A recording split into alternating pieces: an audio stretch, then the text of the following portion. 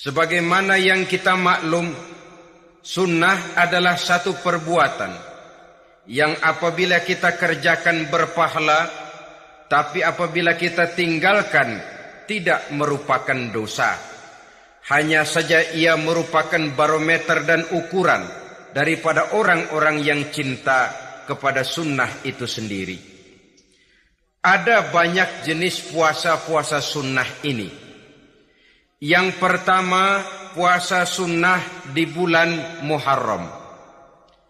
Rasulullah sallallahu alaihi wasallam bersabda, "Afdhalus siyami ba'da Ramadan syahrullahil Muharram, wa afdhalus salati ba'dal fariḍah salatul lail." Diriwayatkan oleh Muslim dari Abi Hurairah. Puasa yang paling utama sesudah puasa Ramadan tidak lain adalah puasa di bulan Muharram. Dan solat yang paling afdol sesudah solat yang wajib adalah solat pada sepertiga malam yang akhir. Puasa di bulan Muharram merupakan puasa sunnah dan mempunyai nilai yang sangat besar dalam pandangan Allah Subhanahu wa ta'ala. Buat mereka yang mampu melaksanakan puasa sunnah di bulan Muharram ini, boleh melaksanakannya selama 10 hari. Hari yang pertama, boleh juga 3 hari saja, atau setidak-tidaknya 1 hari daripada bulan Muharram. Yang kedua, puasa 10 hari daripada bulan Zulhijjah. Karena bulan Zulhijjah ini memang termasuk bulan yang dimuliakan oleh Allah Subhanahu wa ta'ala. Pertama, di sana ada hari Tarwiyah, ada hari Arafah, ada hari Kurban, ada Talbiyah, ada pelaksanaan haji dengan segala manasiknya. Maka puasa sunnah di bulan Zulhijjah merupakan amalan yang sangat utama dan besar pahalanya dalam pandangan Allah Azza wa Jalla. Sebagian ulama menjelaskan, man shoma hazihil ayyam akramahullahu bi asyri asya'in. Siapa orang yang melaksanakan ibadah puasa sunnah pada hari-hari 10 di bulan Zulhijjah ini, Allah Subhanahu wa ta'ala akan memuliakannya dengan 10 macam perkara. Saudara, ini keuntungannya. Yang pertama, orang yang puasa di hari-hari 10 bulan Zulhijjah diberikan al-barakah fi umrihi, diberikan keberkahan pada umurnya. Setiap kita ingin memperoleh umur yang berkah. Umur yang berkah itu yang bagaimana? Apa yang jumlahnya panjang? Mungkin. Tetapi yang jelas, umur yang berkah ini adalah umur yang bisa dipertanggungjawabkan di hadapan Allah Subhanahu wa ta'ala. Artinya, umur yang diisi penuh dengan kebajikan, umur yang diisi dengan segala macam kegiatan ibadah, dan umur yang dengan demikian, sungguh pun kita sudah mati, jasad terkubur dalam tanah, nama kita akan tetap hidup, dikenal orang oleh karena kebajikan yang kita kerjakan. Saya kira akan lebih merupakan azab ketimbang nikmat kalau orang diberikan umur panjang, tapi hanya untuk menumpuk-numpuk dosa saja. Kan lebih baik mana? Umur pendek banyak pahala, umur panjang banyak dosa. Lebih baik mana? Saya yakin yang paling baik tentu umur panjang banyak pahala. Paling sial umur pendek dosa melulu. Sudah diberikan umur pendek, tidak seberapa, dosa berlipat ganda. Itu kalau orang kampung bilang tekor namanya. Rugi. Umur pendek hanya untuk menumpuk-numpuk dosa. Boleh jadi kalau umat-umat zaman dulu, saudara, mereka diberikan umur panjang. Nabi Adam, kita tahu Nabi Adam itu 2000 tahun umurnya. Nabi Nuh 950 tahun. Umatnya ya rata-rata segitu itu. Nah, kalau mereka misalnya punya umur 800 tahun, lalu 200 tahun mereka melakukan dosa, kan masih punya restan 600 tahun untuk taubat. Karena umurnya diberikan jatah panjang. Kita ini oleh Allah Subhanahu wa taala, umat Nabi Muhammad ini umurnya pendek-pendek. Kalau nyontoh Nabi 63 tahun saja. Kalau diberikan 70 tahun umur kita sekarang, itu sudah dapat jatah lebih 7 tahun. Alhamdulillah bahwa Allah memberikan saat-saat, waktu-waktu, tempat-tempat yang punya nilai istimewa, sehingga umur yang pendek ini bisa bernilai panjang. Nilai ibadahnya bisa bernilai pahala seperti umat yang berumur panjang dahulu itu. Karena itu manfaatkan umur dengan baik, dan salah satu keberkahan daripada umur akan datang dengan melaksanakan ibadah puasa sunnah. Ini yang pertama. Yang kedua, az-ziyadatu fi malihi, diberikan tambahan hartanya. Menjadi orang kaya. Kaya apa? Kaya hati setidak-tidaknya. Karena dengan tekun dan rajin melaksanakan ibadah puasa, yang segera tertanam dalam jiwa seseorang merasakan cukup di dalam kehidupan. Itulah dia orang yang paling kaya, orang yang hidupnya paling cukup. Kalau orang sudah merasa cukup dalam hidupnya, maka itulah dia orang yang kaya. Saudara-saudara kaum muslimin rahimakumullah, puasa sunnah memberikan tambahan harta, usahanya berkembang. Dengan demikian membawa keberkahan, hartanya makin bertambah, akan menunjang ibadahnya kepada Allah, lebih memantapkan dan membawa ketenangan dalam hidupnya. Itu termasuk berkahnya melaksanakan puasa sunnah itu. Yang ketiga, al-hifzu fi iyalihi, diberikan penjagaan, perlindungan terhadap keluarganya. Anaknya sehat, sanak famili dan handai tolannya terjaga dan terpelihara dari segala malapetaka, dari segala mara bahaya. Kesehatannya terjamin dan terpelihara. Itu sudah merupakan modal yang sangat besar di dalam kita mengarungi kehidupan.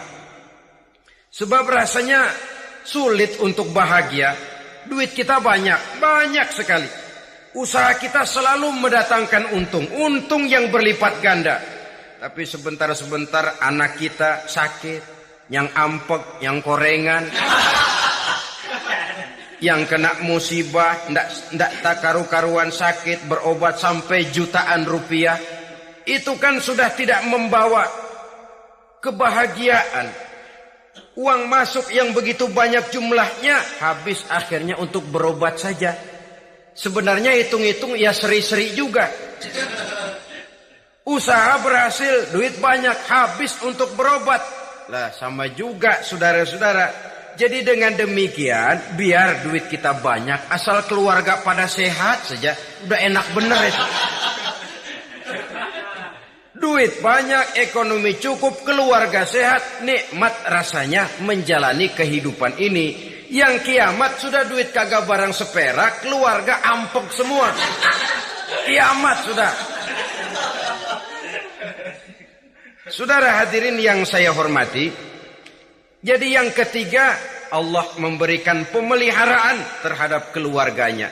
Satu kali orang dipelihara Allah, tidak satu kekuatan pun yang bisa mencelakakan. Satu kali orang disengsarakan Allah, tidak satu tenaga pun yang mampu menyelamatkannya.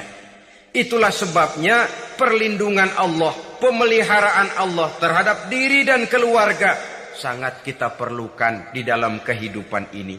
Dengan melaksanakan ibadah puasa, kita mendekatkan diri kepada Allah. Dengan dekat kepada Allah, maka Allah pun dekat kepada kita. Sehingga dalam hadis qudsi dikatakan, ta'arraf ilallahi firraha ya'rifka fisyiddah.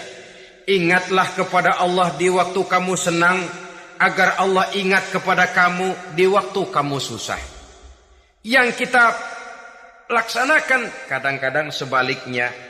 Waktu susah kita ingat Allah, waktu senang kita lupa Allah. Akhirnya nanti pada waktu kita melarat, kebelangsak, susah dan sebagainya, pertolongan tidak akan datang kepada kita. Benar, ta'arraf ilallah firraha ya'rifka fisyiddah. Ingatlah kepada Allah di waktu kamu susah, ingatlah kepada Allah di waktu kamu senang, agar Allah ingat kepadamu di waktu kamu mendapat kesusahan. Umumnya watak manusia memang kalau sudah dapat susah, ingat kepada Allah. Waktu duduk, waktu berbaring, sambil tidur, dalam segala keadaan, Allah disebutnya, Allah dimintakan pertolongannya. Tapi dikala dia berada pada posisi di atas angin, merasa senang, bahagia, Allah terlupakan. Saudara-saudara kaum muslimin, itu yang ketiga. Yang keempat, at-takfiru li sayyiatihi. Orang yang melaksanakan puasa sunnah itu diampuni segala dosa dan kesalahan yang telah dilakukannya. Dan yang kelima, at-tad'ifu li hasanatihi. Diberikan balasan yang berlipat ganda dari segala kebaikan yang dikerjakannya. 1 bisa berbalas 7, 7 bisa berbalas 10, 10 masih berbalas 100, masih ditambah dengan wallahu yudha'ifu liman yasha. Allah melipat gandakan pahala orang-orang yang dikehendakinya. Maka carilah satu kebaikan yang apabila kita kerjakan, dosa akan dihapus dan nilai pahalanya menjadi berlipat ganda. 1 kali kita bekerja, 2-3 pulau bisa kita raih dan kita jangkau. Yang keenam, orang yang melaksanakan puasa sunnah di bulan Zulhijjah, at-tashil li sakarati mautihi. Diberikan kemudahan pada saat menghadapi sakaratul maut. Maut a mysterious problem. Dia adalah pintu yang setiap orang pasti akan memasukinya. Bahwa mati adalah mati, itu semua kita tahu. Tapi hakikat orang pada saat menghadapi mati, itu kan berbeda-beda. Ada yang matinya itu gampang sekali. Persis orang tidur saja. Tidak nampak gelisah, tidak bikin susah yang hidup, tidak gelimpangan di tempat tidur. Persis seperti orang mau tidur saja. Ada yang sulit sekali menghadapi sakaratul maut. Gelimpangan di tempat tidur, bikin bingung orang yang nunggu. Kadang-kadang seperti kerbau digorok lehernya. Saudara-saudara, sulit menghadapi sakaratul maut. Oleh karena itu, Rasulullah sallallahu alaihi wasallam sering beliau itu kalau berdoa membaca Allahumma hawwin alayya fi sakaratil maut. Ya Allah, mudahkan saya di dalam menghadapi sakaratul maut. Rasulullah saja, saudara, orang yang ibadahnya paling banyak, orang yang hatinya paling bersih, orang yang akhlaknya paling luhur, masih berdoa semacam ini. Mohon dimudahkan oleh Allah agar mudah menghadapi sakaratul maut. Apalagi kita. Terus terang kita ini paling-paling kelas mukhtalid. Bangsa sama pahala mau sama dosa doyan. Lebih perlu lagi menghadapi sakaratul maut. Sehingga apabila malaikat maut datang menjemput nyawa kita, dimudahkan. Jangan dibikin sulit. Supaya mudah, jadilah orang baik-baik. Biasanya kalau bajingan yang mati, malaikat maut juga kali main-mainin dulu tuh orang. Kutak-katik, ditakut-takutin dan segala macam. Saudara hadirin yang saya hormati, maka menghadapi sakaratul maut ini merupakan kunci. Apakah seseorang bisa husnul khatimah atau bisa su'ul khatimah? Salah satu jalan untuk memudahkan diri menghadapi sakaratul maut, melaksanakan puasa sunnah di bulan Zulhijjah ini. Yang ketujuh, ad-diya'u li zulumati qabrihi. Diberikan terang di alam kuburnya. Kubur, saudara tahu, Saudara tentu sering lihat orang dimasukkan ke liang lahat, ditutup dengan papan, dinding ari kata kita di kampung, lalu diuruk lagi dengan tanah. Dalamnya liang lahat, gelapnya liang lahat, gelapnya diuruk dengan tanah, gelapnya di dalam kubur, 3 gelap yang menjadi satu, bapak moyangnya gelap.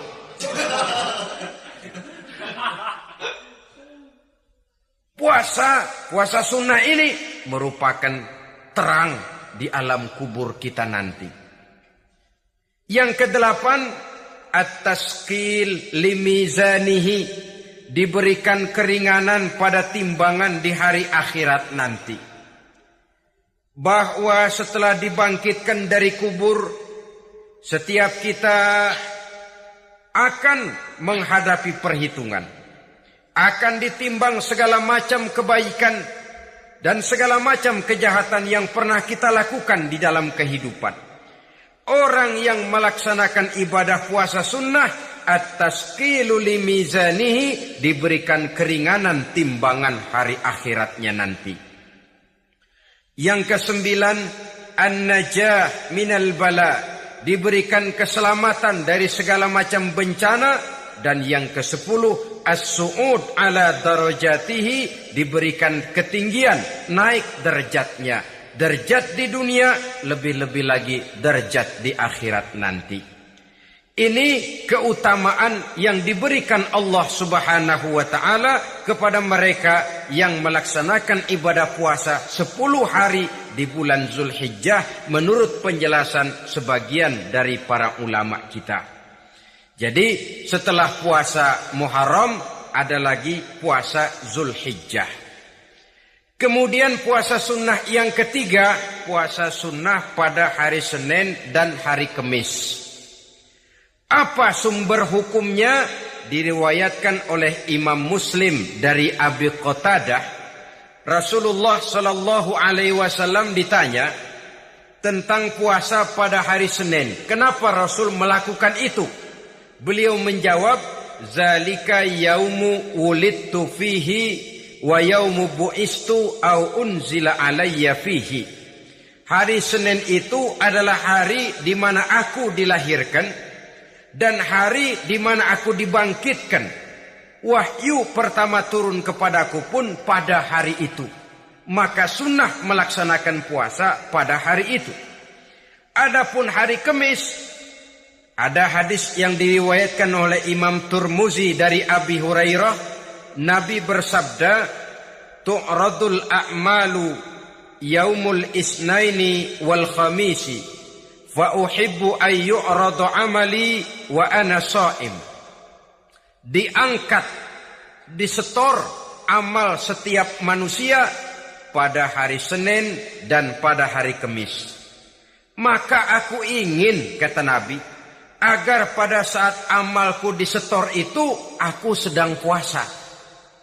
Jadi malaikat itu menurut riwayat ini mencatat dan menyetorkan catatan amalan seseorang pada hari Senin, pada hari Kamis. Tiap hari Senin amalan kita disetor oleh malaikat. Catatan terakhir tentu yang sedang kita kerjakan. Sehingga yang masuk daftar, saya tinggalkan orang ini, dia sedang puasa. Karena naik catatan amalnya pada hari Senin. Kamis diangkat lagi, catatan paling akhir, saya tinggalkan orang ini, dia sedang puasa. Itu makna fa uhibbu ayyurada amali wa ana shaim. Aku senang kalau pada saat amalku disetor, catatan paling akhir aku lagi puasa. Satu keistimewaan. Alangkah celaka tiap amalan disetor kita sedang berbuat jahat. Senin, Kamis, teler, mabok, judi. Tiap amalan disetor catatan akhirnya saya tinggalkan si fulan lagi teler. Laporan Senin. Kamis laporan lagi, saya tinggalkan si fulan lagi mirit kartu. Saudara hadirin yang saya muliakan, alangkah jeleknya catatan kita. Oleh karena itu, sunnah puasa pada hari Senin dan hari Kamis. Ini amalan sunnah, saudara-saudara. Dan oleh karena ini amalan sunnah, sebagian ulama memberikan penjelasan, walaupun lupa niat, kalau sudah malam itu lupa niat, boleh niatnya sudah siang puasa sunnah ini. Dengan catatan dari pagi belum makan apa-apa. Malam saudara lupa, tahu-tahu ingat ini hari Senin, dah jam 10, niatlah jam 10 itu. Sah puasanya asal dari pagi belum makan apa-apa. Tapi kalau sudah dapat 2 piring baru niat, jam 10 itu lain, ngojek namanya.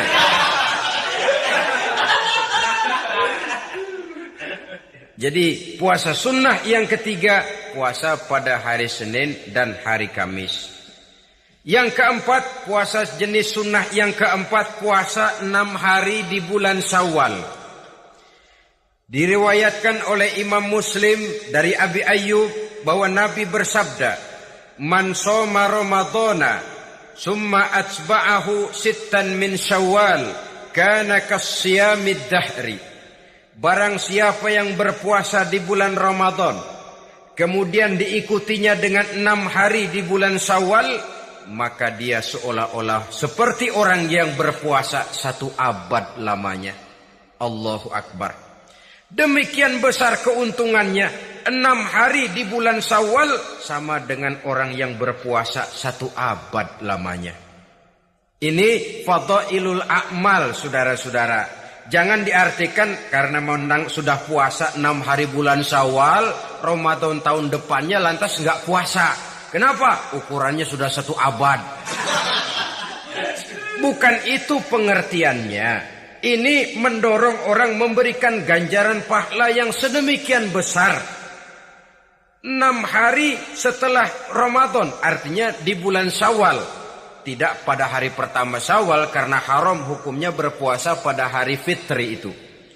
6 hari di bulan Syawal. Tinggal lihat yang mampunya saja. Boleh berurutan, boleh tidak berselang-seling, boleh. Asal saja jumlahnya 6 hari selama masih bulan Syawal itu. Hari ini 3 hari lagi, 4 hari lagi, diselang-seling atau berurutan, itu juga lebih baik. Puasa sunnah 6 hari daripada bulan Syawal. Kemudian yang kelima, puasa sunnah 3 hari pada setiap bulan. 3 hari pada setiap bulan. Diriwayatkan oleh Imam Bukhari dan Muslim dari Abi Hurairah. Abi Hurairah bercerita, "Ausani khalili sallallahu alaihi wasallam bisalasin." Kekasih saya Rasulullah berwasiat kepada saya, memesankan benar-benar kepada saya untuk melaksanakan 3 amalan yang terpuji. Pertama, siyamu salasati ayyamin min kulli syahrin. Puasa 3 hari dalam setiap bulan. Ini wasiat yang pertama. 3 hari pada setiap bulan. Tidak peduli bulan apa saja. Dalam artian ya bulan menurut perhitungan Islam ya.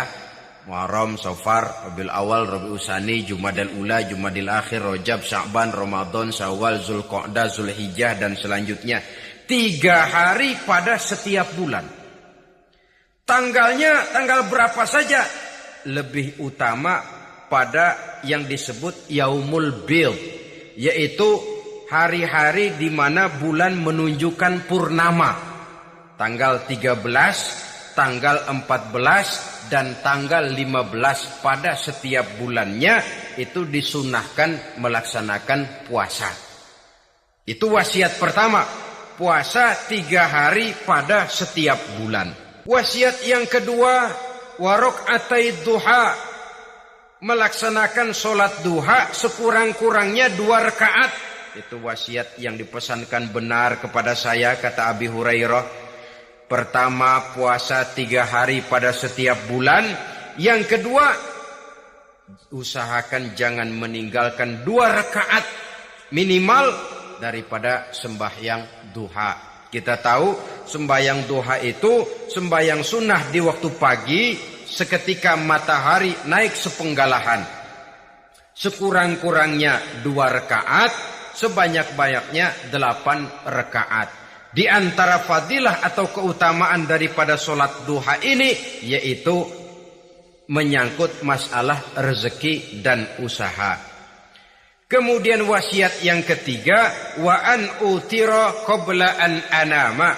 Beliau sangat berwasiat kepada saya untuk sholat witir sebelum tidur. Artinya sholat malam sebagai amalan sunnah di dalam kehidupan kita. Jadi saudara-saudara, dalam hidup ini kita akan selalu berbentur dengan keperluan. Kalau pada satu saat kita sudah sampai kepada tahap berpikir ini keperluan saya, tentu hal-hal semacam ini akan kita kerjakan. Kita belum tergerak melaksanakan ini semua oleh karena barangkali kita merasa belum memerlukannya. Karena itu, marilah kita berusaha di samping melaksanakan puasa yang wajib, juga melaksanakan puasa yang sunnah di dalam kehidupan kita. Ini jenis puasa-puasa yang sunnah. Kemudian yang kedua, ada macam puasa yang disebut puasa nazar. Hukum pelaksanaannya wajib apabila nazarnya sudah terwujud. Puasa nazar, puasa yang dikaitkan dengan suatu persoalan. Umpamanya, kalau saya lulus ujian, saya akan puasa 1 minggu lamanya. Begitu ujiannya ternyata lulus, dia wajib bayar nazarnya. Puasa 7 hari, tidak lagi sunnah, tapi wajib karena dia nazarkan. Asal saja tidak sah nazar kepada yang makruh, apalagi kepada yang haram. Umpamanya, nazar kalau tembus 6 nomor mau puasa 3 hari. Itu nazar semacam itu bukan saja tidak sah, tapi haram hukumnya. Tidak boleh nazar kepada yang makruh, apalagi kepada yang haram. Jadi apabila maksud yang sudah kita niatkan tercapai, wajiblah nazar itu dibayar, yaitu kalau nazarnya sunnah, melaksanakan ibadah puasa. Saudara-saudara kaum muslimin rahimakumullah. Jenis puasa yang ketiga kita kenal dengan puasa wajib. Dan ini kita laksanakan pada bulan suci Ramadan. Tentang teknis pelaksanaan ibadah puasa di bulan Ramadan sudah pernah saya bicarakan pada pertemuan tentang Ramadan dan Idul Fitri. Pada kesempatan ini saya hanya ingin mengajak bahwa di dalam melaksanakan ibadah puasa Ramadan ini, marilah kita mengadakan evaluasi. Kenapa demikian?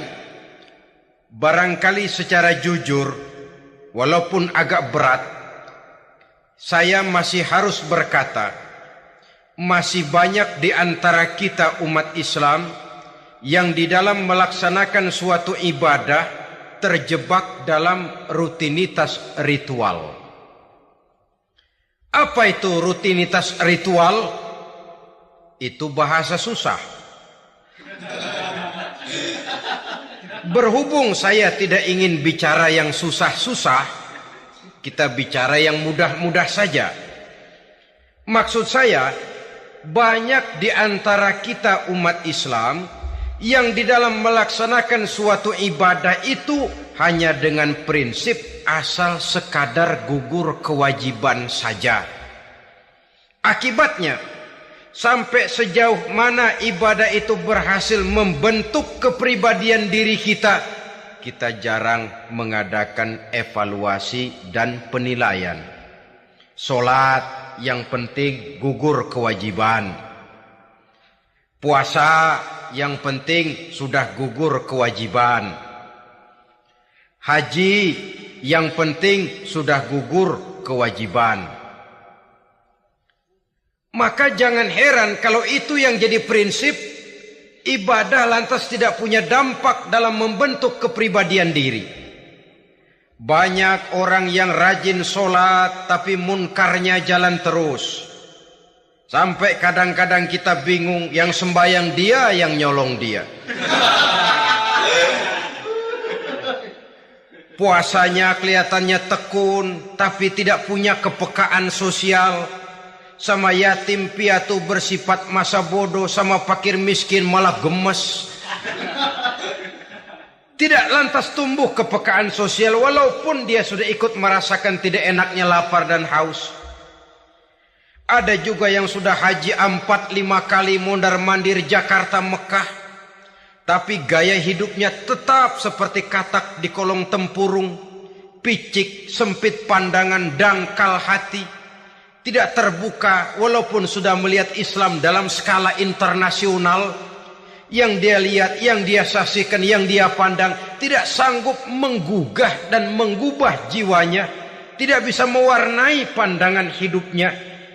Inilah akibatnya kalau ibadah hanya dikerjakan dengan prinsip asal sekadar gugur kewajiban. Hasilnya yaitu tadi, hajinya cuma menang topi putih sama serban. Sholatnya cuma prinsip asal gugur kewajiban. Begitu juga puasanya, begitu juga zakatnya dan ibadah-ibadah lainnya. Bukan tanpa satu maksud. Jikalau Allah Subhanahu wa ta'ala memerintahkan kita melaksanakan ibadah puasa di bulan suci Ramadan, bahkan maksud itu sangat jelas nampak pada penghujung ayat yang memerintahkan kita puasa. Ya ayyuhalladzina amanu kutiba alaikumus syiyam kama kutiba alal ladzina min qablikum la'allakum tattaqun.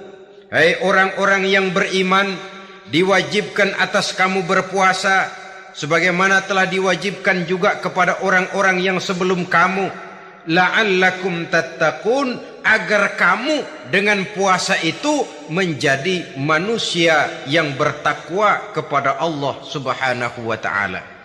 Dengan kata lain, berhasil atau tidak puasa Ramadan kita ini akan nampak takwa kita meningkat atau tidak setelah kita melaksanakan ibadah puasa.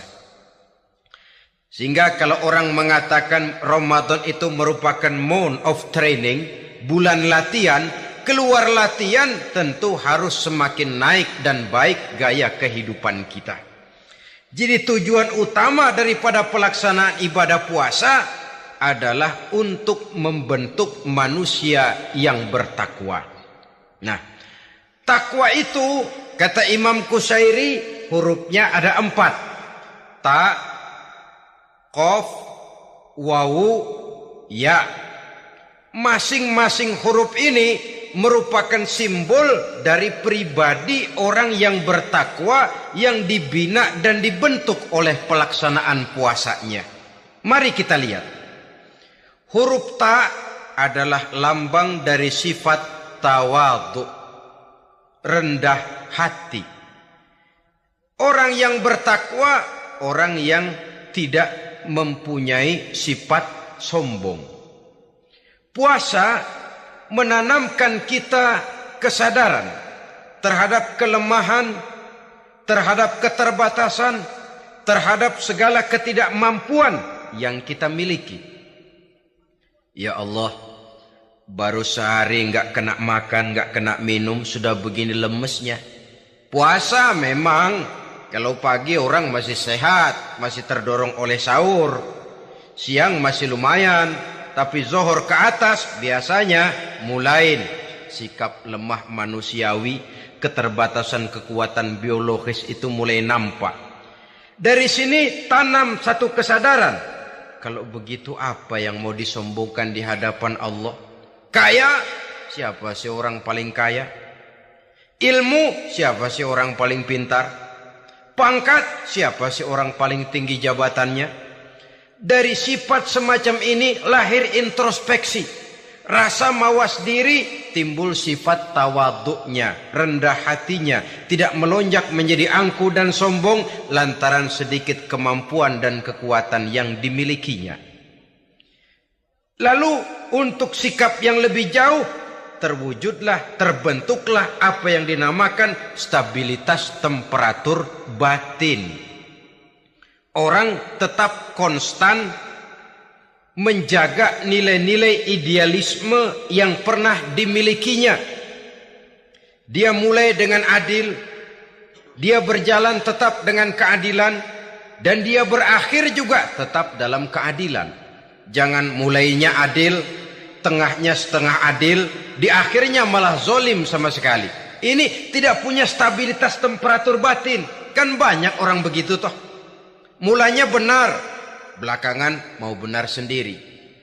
Mulanya sudah rela berkorban buat kepentingan orang banyak, belakangan malah selalu mengorbankan kepentingan orang banyak. Waktu di bawah rajin baca ayat kursi, dapat kursi lupa ayat.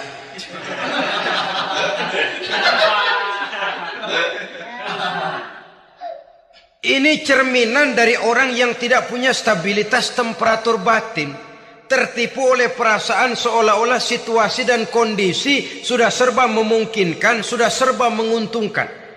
Orang yang dibentuk pribadinya oleh pelaksanaan ibadah puasa, dia sadar apapun keberhasilannya, apapun kedudukannya, apapun nilai kekayaannya, itu cuma sebagian kecil sekali dari apa yang ada pada zat Allah Subhanahu wa ta'ala. Dari sini timbul sikap rendah hati, tidak takabur, sesuai dengan namanya takabur dari kalimat takabbaro ya takabbaru, membesar-besarkan diri. Orang yang suka membesar-besarkan diri, orang yang tidak yakin bahwa dirinya orang besar, lalu dibesar-besarkan dirinya. Sebenarnya itu sudah satu sikap di mana dia tidak percaya kepada diri sendiri. Dirinya sebenarnya bukan apa-apa, cuma ingin dianggap besar, lalu dibesar-besarkan. Takabur namanya. Puasa sekali lagi melatih kita menanamkan kesadaran akan kelemahan dan keterbatasan kita sebagai makhluk. Itu sikap tawadu. Fir'aun, saudara tahu Fir'aun itu kan dulunya cuman raja. Lama-lama dia jadi raja, lupa diri dan lupa daratan, melonjak menjadi angku dan sombong, sampai kepada puncak kekurang ajarannya, memproklamirkan dirinya menjadi Tuhan. Hitler juga begitu. Pendeknya, orang manakala tidak ada kesadaran tentang dari mana segalanya berasal dan kemana segalanya akan kembali, dia mudah out of control. Kalau sudah out of control, maka dia akan melakukan perbuatan yang melampaui batas. Itu yang pertama. Jadi orang takwa, orang yang rendah hati, salah satu tujuan daripada pelaksanaan ibadah puasa menanamkan sikap rendah hati. Dari sikap rendah hati ini yang timbul lalu apa? Kepekaan sosial. Kalau saya puasa, saya sudah merasakan bagaimana tidak enaknya lapar. Saya sudah merasakan bagaimana tidak enaknya haus. Tapi bagaimanapun, saya lapar cuma sebentar, saya haus cuma sebentar. Selesai maghrib, lapar saya hilang, haus saya hilang.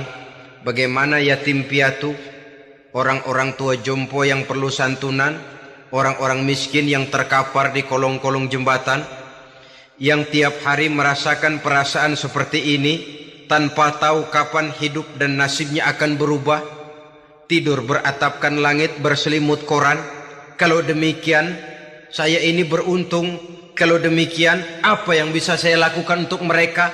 Kepekaan sosial ini lalu timbul dalam apa yang orang sekarang namakan solidaritas kesetiakawanan sosial.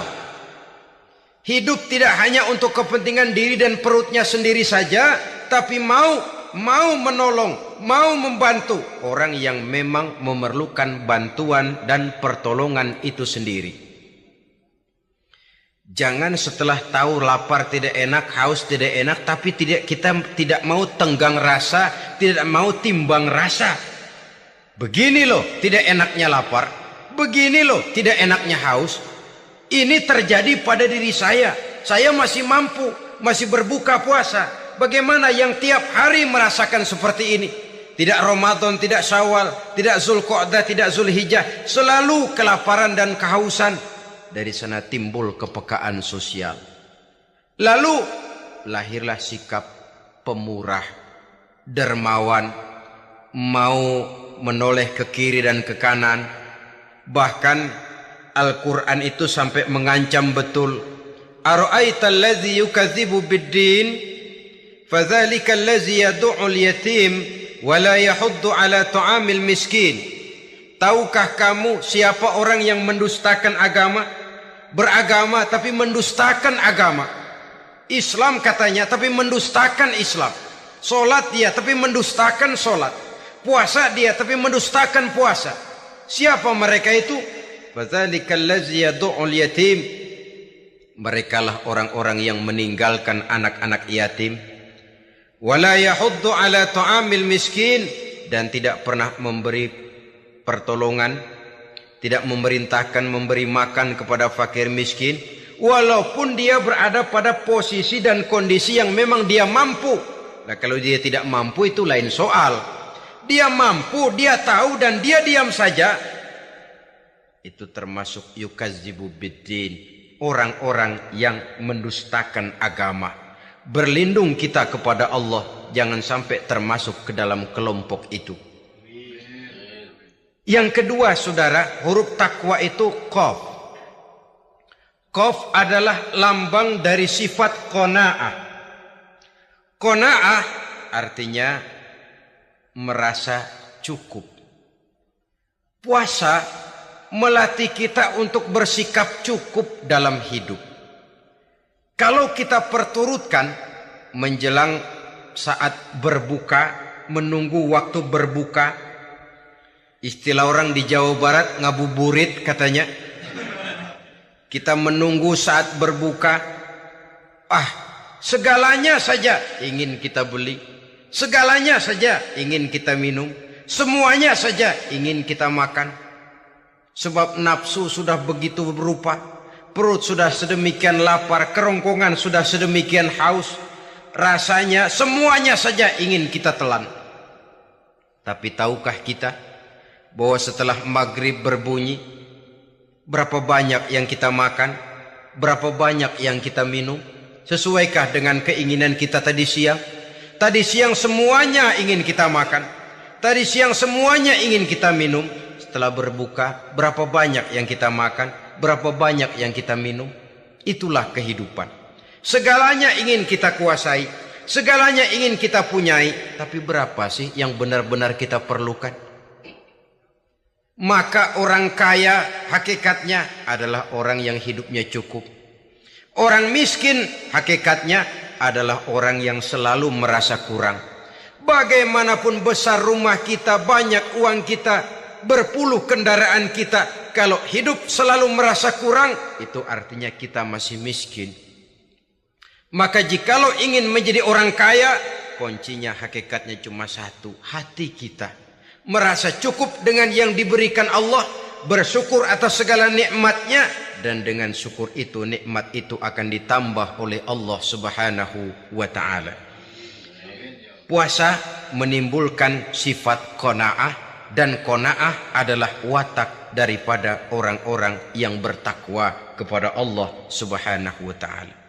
Bukankah manusia di dalam berhadapan dengan harta persis seperti orang minum air laut? Makin diminum makin haus, makin diminum makin kering tenggorokan. Begitulah orang berhadapan dengan materi. Tadinya dia akan senang kalau dia merasa punya tanah ratusan hektar. Sudah ratusan hektar, tidak cukup ngelamun lagi, alangkah nikmatnya kalau bisa beli gunung. Gunung dibeli. Sudah punya gunung, lihat laut. Aduh, kalau laut juga bisa dibeli, beli lagi laut. Sudah punya laut, lihat ke atas, langit ada yang jual apa enggak ya?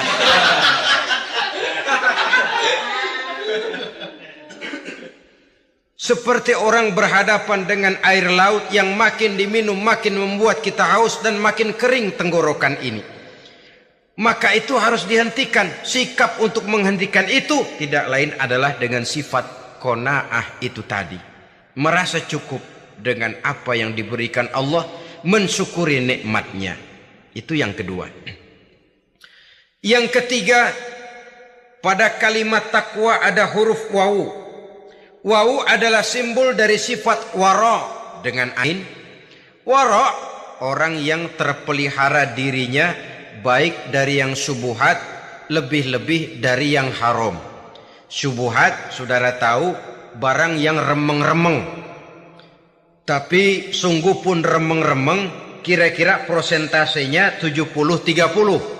70% haram, 30% kemungkinan halalnya. Maka yang syubhat lebih baik dijauhi daripada diambil. Orang yang punya kepribadian wara, dirinya terpelihara, jangankan dari yang haram, dari yang syubhat saja dia sanggup menjaga dan memelihara dirinya. Oleh karena itu saya heran, kalau orang di bulan Ramadan dia sanggup menjaga diri di waktu siang dari jenis makanan yang halal, dari jenis minuman yang haram. Ada tahu nganggur di meja siang, enggak dia makan. Ada air teh nganggur di meja siang, enggak dia makan. Padahal itu jenis makanan dan minuman yang halal. Tapi ketika datang maghrib, dia berbuka dengan makanan-makanan yang dibeli dari uang yang dihasilkan dengan cara yang haram. Bukankah itu sesuatu yang terbalik? Bukankah dengan demikian sudah tidak lagi menimbulkan sikap yang bisa memelihara dan menjaga kepribadian diri? Orang yang membiasakan diri terpelihara dari yang syubhat apalagi yang haram, maka baik yang dipakainya, yang diminumnya, yang dimakannya, terdirilah dari barang-barang yang baik yang dihalalkan oleh agama. Wara. Kemudian yang keempat, pada huruf kalimat takwa ada huruf yakin. Huruf ya, simbol dari sifat yakin. Orang yang puasa dibentuk kepribadiannya mempunyai satu keyakinan yang tangguh. Dan keyakinan adalah ciri daripada orang yang takwa. Kita lihat, yang dipanggil melaksanakan ibadah puasa ini kan iman. Karena memang sulit untuk melaksanakan puasa kalau tidak iman yang jadi dasar. Setidaknya seperti sudah pernah saya sampaikan, ibadah puasa ini memang sulit terkena penyakit show. Kalau kita sholat barangkali terangsang karena kelihatan orang lain. Kalau kita pergi haji mungkin jadi sugesti karena orang banyak tahu. Kalau kita bayar zakat mungkin kita jadi terangsang karena banyak orang lihat. Tapi kalau sudah puasa, puasa itu kan yang tahu cuma kita dan Allah saja. Ya kita sholat, orang lain lihat, kita jadi rada semangat. Kita pergi haji, orang lain banyak ngantar, kita semangat. Kita bayar zakat, orang lain banyak saksikan, kita bersemangat. Tapi kita puasa, siapa yang mau nyaksiin kita puasa? Siapa yang mau memuji kita puasa? Siapa yang mau menyanjung kita puasa? Itu cuma urusan kita dan Allah saja. Oleh karenanya dasar daripada pelaksanaan ibadah yang satu ini tidak lain keyakinan. Karena keyakinan yang jadi dasar, biar lapar melilit perut, biar haus mencekik tenggorokan, segalanya jadi terasa indah dan nikmat. Untuk satu keyakinan, penderitaan akan merupakan kenikmatan.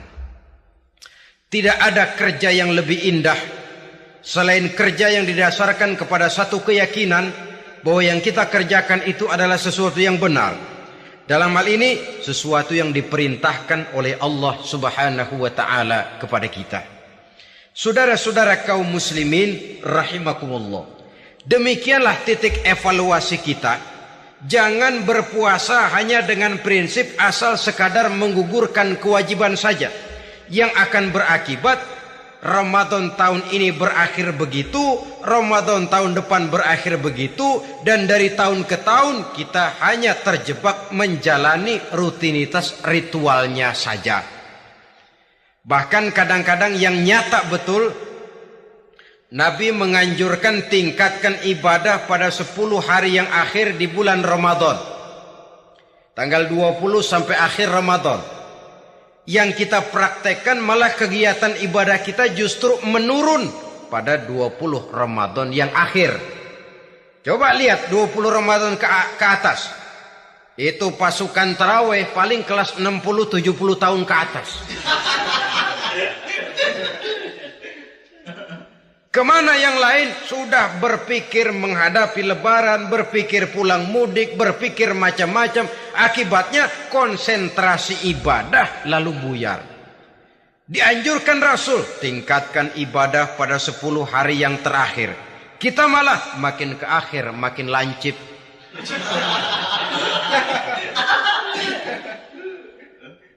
Saudara-saudara kaum muslimin rahimakumullah. Kita terjebak oleh sesuatu yang sementara, oleh sesuatu yang bersifat kulit, lalu meninggalkan isinya. Padahal jikalau kita tidak mengisi Ramadan dengan kegiatan ibadah, berarti kita tidak keluar dari Ramadan dengan jiwa yang baru, yang sudah ditempa oleh pengalaman ibadah di bulan Ramadan. Artinya kita tidak kembali kepada fitrah, kesucian seperti saat kita dilahirkan. Lalu kalau kita tidak kembali kepada fitrah, apa yang mau kita rayakan pada Idul Fitri itu? Di mana letak kegembiraan kita?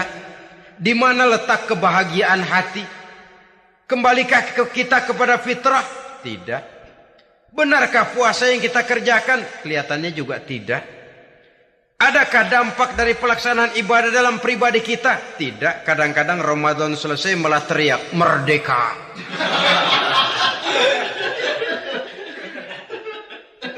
Kalau tadinya Ramadan dia merasa terhalang, mau keluar siang, mau makan siang, bulan puasa, mau minum siang, bulan puasa, mau gandengan, bulan puasa.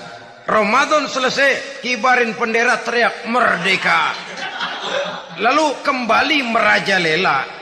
Saudara-saudara, dampaknya tidak akan kelihatan. Padahal puasa yang baik, la'allakum tattaqun, membentuk manusia yang bertakwa kepada Allah Azza wa Jalla. Nah, sekarang apa kemudahan dan keistimewaan yang akan diberikan Allah kepada mereka yang sampai kepada tingkat takwa ini?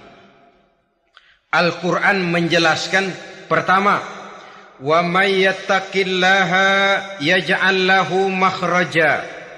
Barang siapa yang bertakwa kepada Allah Subhanahu wa taala, maka dia akan diberikan makhraja. Makhraja itu jalan keluar dari segala macam kesulitan. Jalan keluarnya ada saja. Menurut ukuran kemampuan dia tidak mungkin, mustahil, tidak bisa. Mana mungkin? Tapi pada waktunya ada saja jalan keluarnya. Termasuk jenis yang yaj'al lahu makhraja. Orang yang bertakwa kepada Allah selalu diberikan jalan keluar dari segala kesulitan yang dihadapinya. Siapa sih orangnya yang tidak pernah sulit dalam hidup ini? Siapa orang yang tidak pernah mengalami kesulitan? Tapi kadang orang menilai itu kelihatannya hidupnya enak aja ya. Kayaknya gak pernah mengalami kesulitan. Sebenarnya bukan tidak pernah mengalami kesulitan. Allah selalu memberikan jalan keluar dari segala kesulitan yang dihadapinya. Lah kalau Allah yang memberikan jalan keluar, tentu sangat mudah sekali. Orang yang bertakwa diberikan jalan keluar dari segala macam kesulitan. Satu. Yang kedua, wa yarzuqhu min haitsu la yahtasib. Dia akan diberikan rezeki oleh Allah dengan jalan yang tidak disangka-sangka. Rezekinya datang dengan cara yang tidak disangka-sangka. Gajinya mungkin kecil, tapi penghasilannya gede. Kan itu yang penting.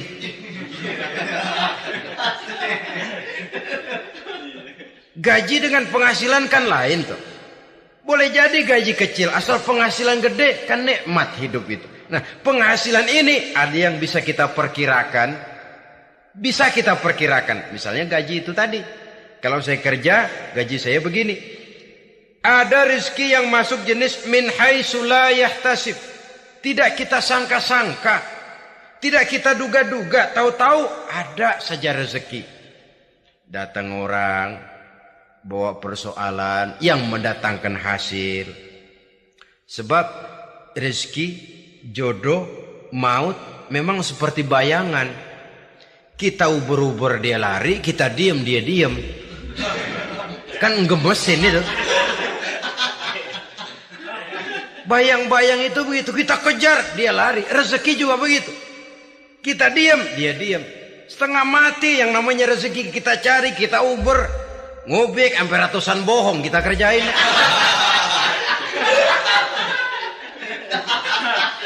Tapi memang belum waktunya, ya sulit untuk tembus. Tapi kadang-kadang giliran kita nongkrong di rumah, datang orang bawain rezeki. Itulah yang namanya rezeki. Tapi ini untuk orang yang bertakwa. Kalau tidak punya kredibilitas takwa, jangan lalu pakai ayat ini. Diberikan Allah dengan rezeki dengan jalan yang tidak disangka. Kan ada ayatnya dah, kita mah manteng aja di rumah dah. Ntar juga tuh rezeki datang. Ini fasilitas yang diberikan kepada orang yang wa may yattaqillah, bertakwa kepada Allah, yarzuqhu min haitsu la yahtasib, diberikan rezeki dengan cara yang tidak disangka-sangkanya. Maka kadar ketakwaan jangan membuat kita buruk sangka. Tuh orang ya nggak kemana-mana, duitnya ada aja. Kalau dia takwa, Allah berikan jalan keluar. Jangan lantas ngelihat kiai orangnya ahli ibadah, ilmunya tinggi, akhlaknya luar biasa, takwanya tinggi, rezekinya lancar, lalu husnuzon nih kiai nggak kemana-mana, duitnya banyak, miara tuyul kali ini. Itu termasuk jaminan Allah yang masuk kategori min haitsu la yahtasib. Yang ketiga, yaj'al lahu min amrihi yusra, dimudahkan segala urusannya. Dimudahkan segala urusannya. Kemudian yang keempat, yukaffir anhu sayyiatihi wa yu'azzim lahu ajra, diampuni segala kesalahannya dan dibesarkan pahala kebaikan yang dikerjakannya. Maka mudah-mudahan puasa yang kita kerjakan mengantarkan kita kepada ketakwaan kepada Allah, dan takwa membuka janji Allah kepada kita di dalam kehidupan ini. Inilah saja yang kita bicarakan pada pertemuan